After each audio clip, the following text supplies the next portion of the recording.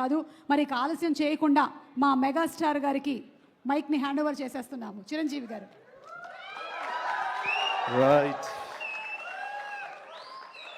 Thank you.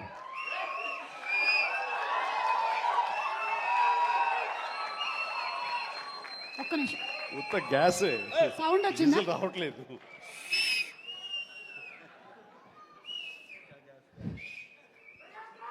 చాలా సరదాగా జరుగుతున్న ఈ వేడుకలో పాలు పంచుకున్నందుకు చాలా ఆనందంగా ఉంది.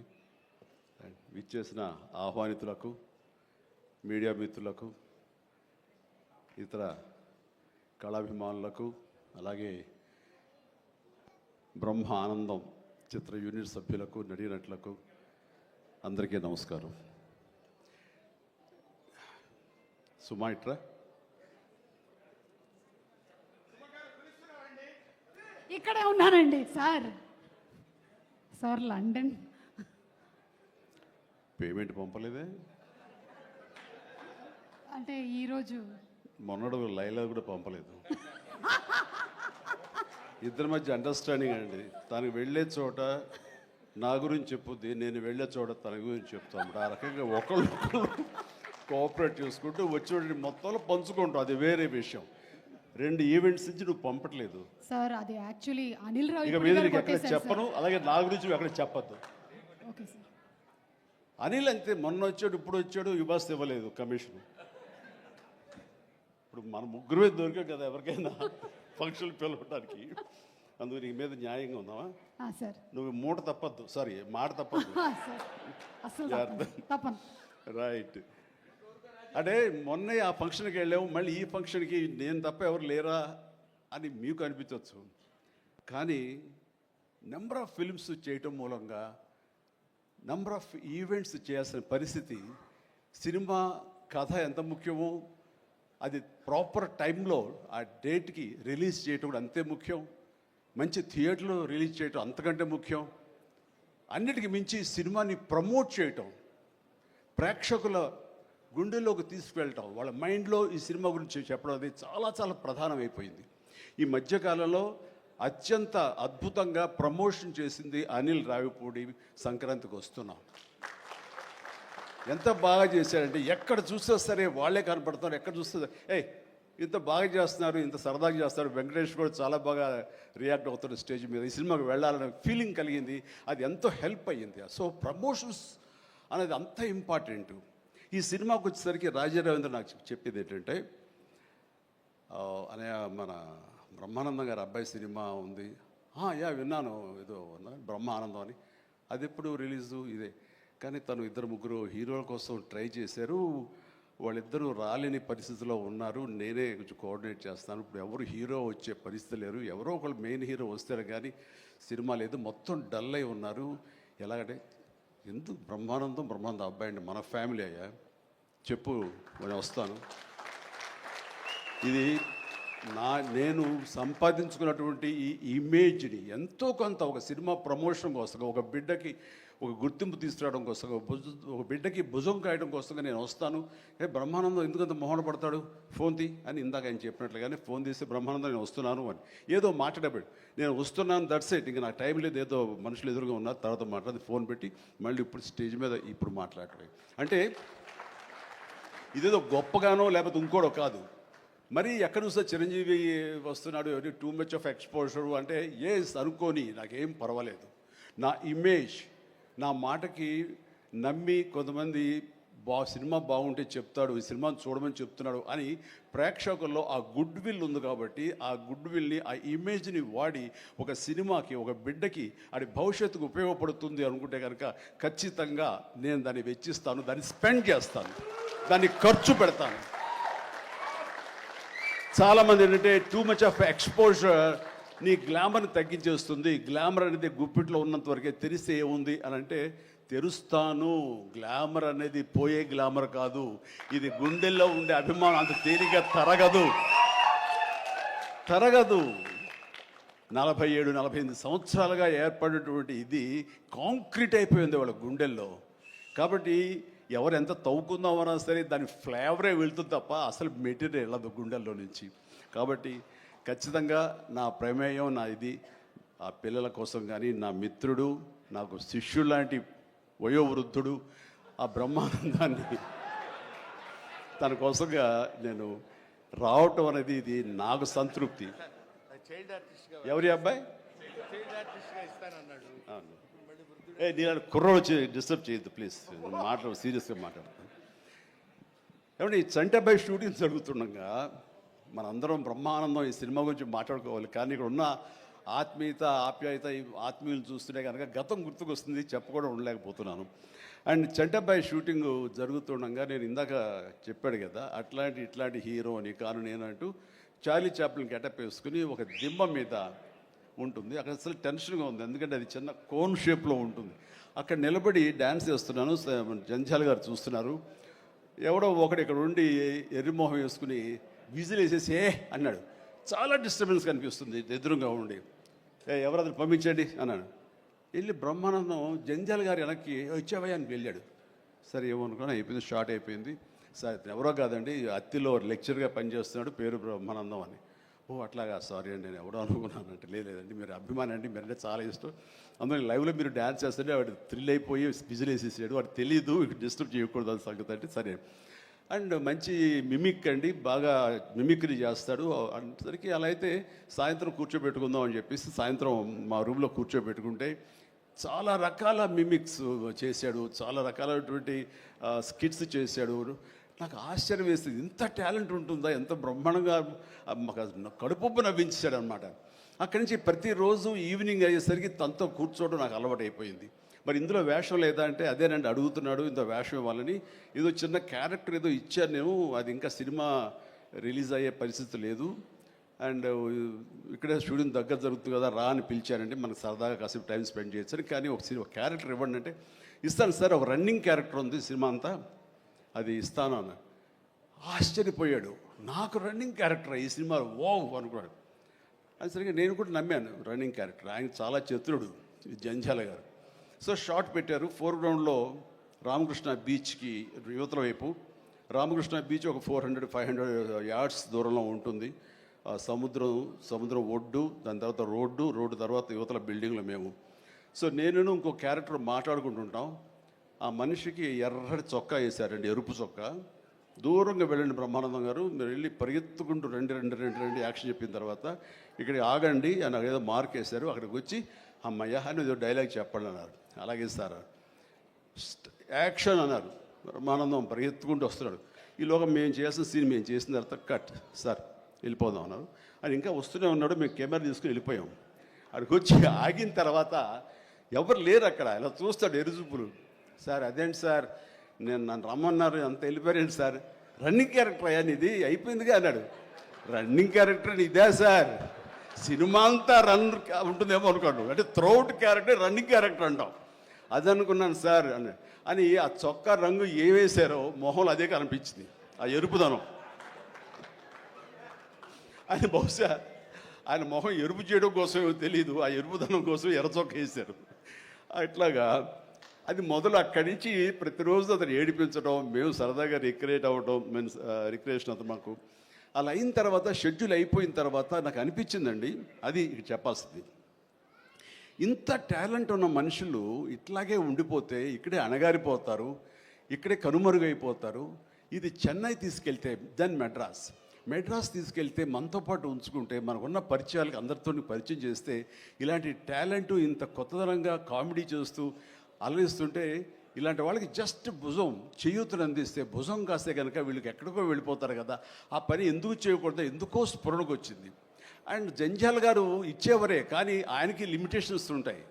బట్ నాకున్న పరిచయాల దృష్ట్యా బ్రహ్మానందం నువ్వు ఎక్కడ వెళ్ళాలి అని, ఇంకా అత్రి వెళ్ళిపోతాను సార్, మళ్ళీ లీవ్ అయిపోతున్నాను.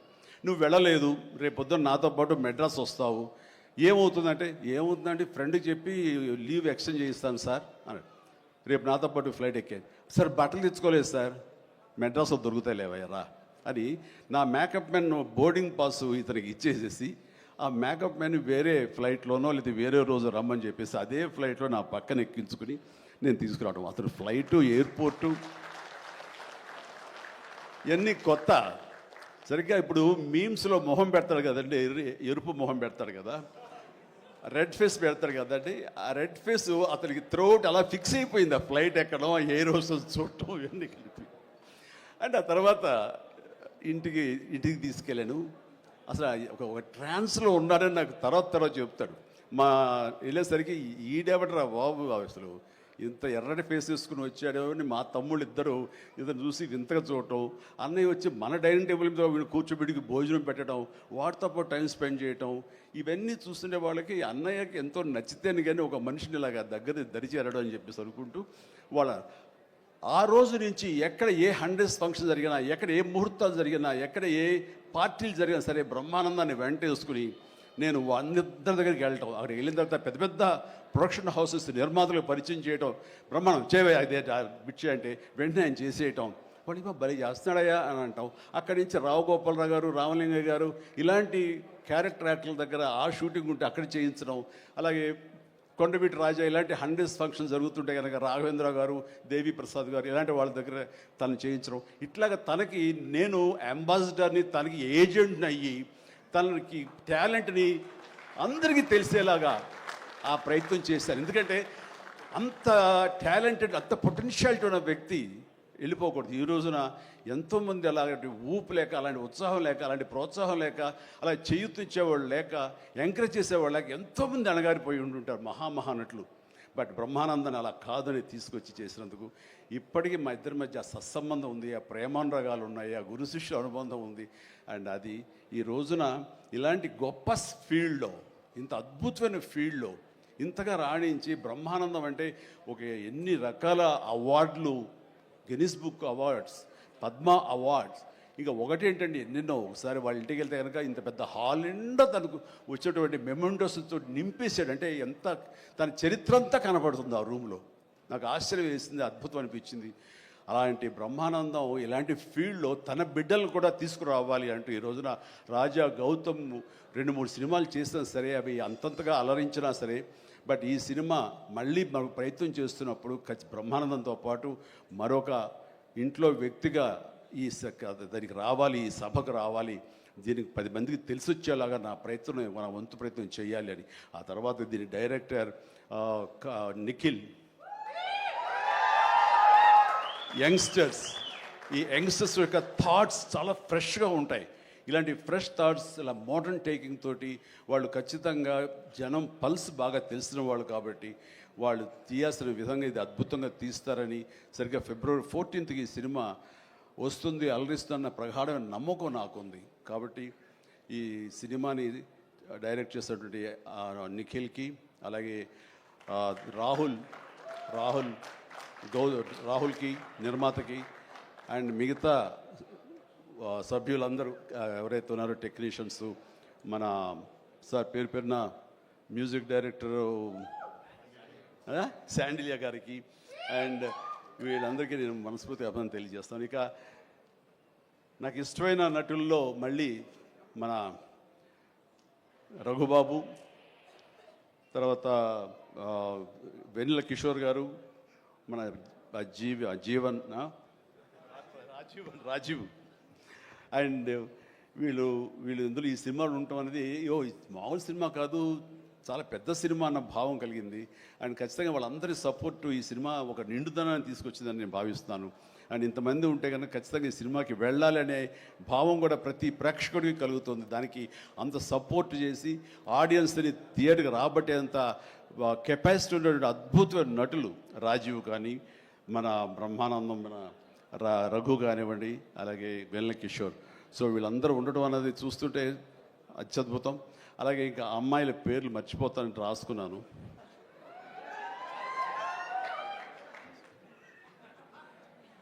ప్రియ, ఐశ్వర్య, ద్వివేజ, ముగ్గురు బాగున్నారమ్మా. ఎవరు అంటే అనిల్ నన్నుగా చెప్పేవాడే. సో మీరందరూ కూడా ఇందులో చక్కగా చేస్తుంటారని అనుకుంటున్నాను. And all the very best అమ్మా, గాడ్ బ్లెస్. అండ్ మరొకసారి ఇలాంటి చిత్రాల్ని ఆదరించండి, అండ్ ఇలాంటి వాళ్ళని ఆశీస్సులు అందజేయండి. వీళ్ళకి అద్భుతమైన భవిష్యత్తు మీరే ఇవ్వాలని ప్రేక్షకులకి నేను తెలియజేసుకుంటూ, ఇలాంటి వేడుకలో పాలు పంచుకోవడానికి నాకు అవకాశం ఇచ్చినటువంటి బ్రహ్మానందంకి మరీ అంటే బ్రహ్మానందం ఇస్ ఎవరో కాదు, నా ఆల్టర్ ఈగో, నా సోల్మేట్. బ్రహ్మానందాన్ని విపరీతంగా ప్రేమించిన సందర్భాలు ఉన్నాయి, విపరీతంగా ఏడ్పించిన సందర్భాలు ఉన్నాయి, విపరీతంగా కోప్పడిన సందర్భాలు ఉన్నాయి. ఏది జరిగినా సరే ఒక ఫాదర్ లాంటి వాడు, తనకంటే నేను చిన్నవాడినైనా సరే నన్ను ఎప్పుడూ పెద్దగా చూస్తుంటాడు. ఆ పెద్దరికంలో అంటే అన్నారు అనేలాగా ఉండేటటువంటి గొప్ప వెల్కమింగ్ నేచర్ నన్ను మనసులో అంతగా పెట్టుకున్నాడు. కాబట్టి నాకు ఆ స్వతంత్రం ఉంది.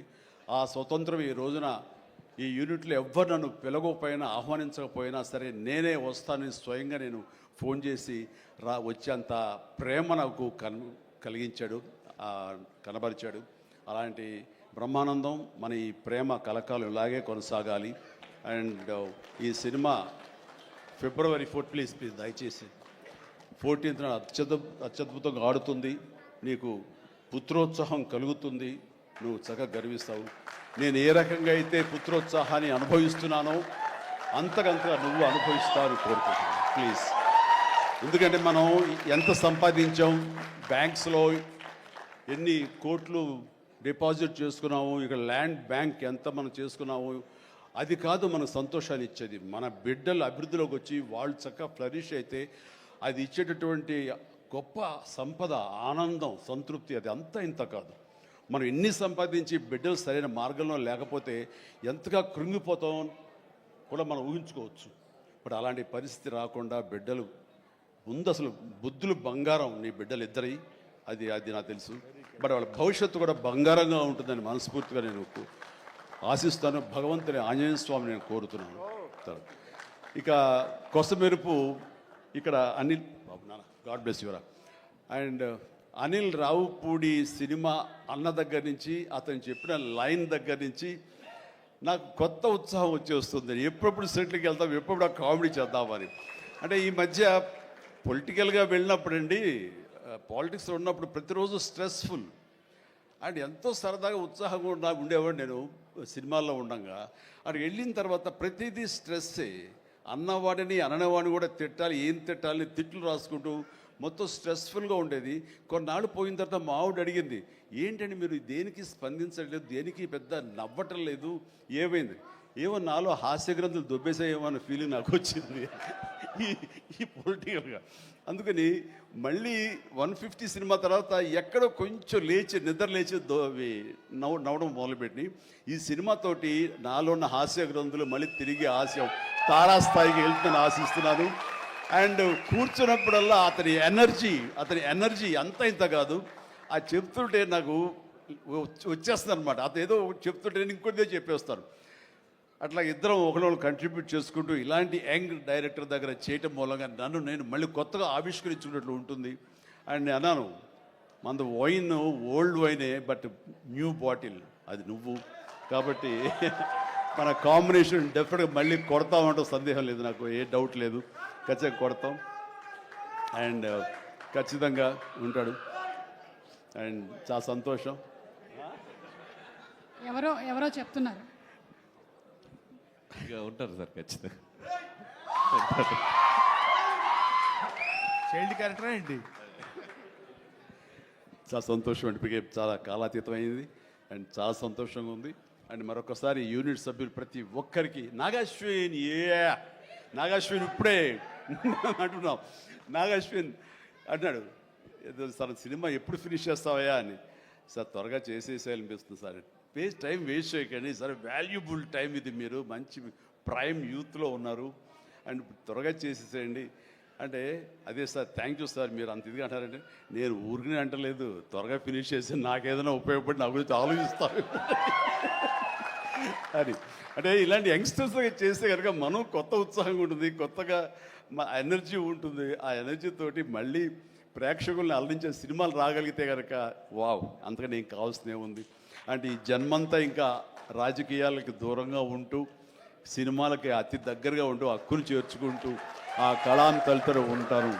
అది అంటే చాలామందికి డౌట్లు వస్తున్నాయి, ఏంటి కొంచెం అటు వెళ్తాడా ఏంటి, వాళ్ళకి పెద్ద వాళ్ళందరికీ దగ్గర అవుతున్నాడు, వాళ్ళందరూ దగ్గర చేసుకొని ప్రయత్నం చేస్తున్నారు అంటే కాదు, మరో రకంగా సేవలు అందివ్వడం కోసంగా చేయడమే తప్ప అంతకు మించి పొలిటికల్గా వెళ్ళటం అనేది లేదు. ఆ డౌట్ పెట్టుకోవద్దు my dear friends, media friends. లేదు, పొలిటికల్గా వద్దు. పొలిటికల్గా ముందుకు వెళ్ళటానికి నేను అనుకున్న లక్ష్యాల్ని, నేను అనుకున్న సేవాభావాల్ని, ఆ సేవల్ని చేయడం కోసంగా పవన్ కళ్యాణ్ ఉన్నాడు, ముందుకు వెళ్తున్నాడు. Yes, thank you so much, love you all. Brahmanandam మరొకసారి పెద్ద హిట్ అవుతుంది, అవ్వాలి. దాన్ని మీరందరూ హక్కును చేర్చుకోండి, మీ ఆశీస్సులు ఇవ్వండి. బిడ్డ గౌతమ్కి మంచి భవిష్యత్తు అందివ్వండి.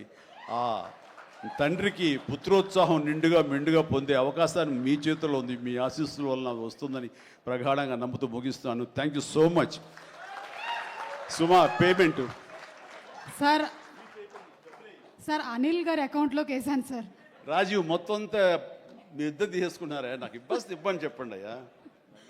Thank you so much Chiranjeevi garu, as usual for your sense of humour. And మీరు చెప్పినట్టుగా ఆ సెన్స్ ఆఫ్ హ్యూమర్కి తగ్గట్టు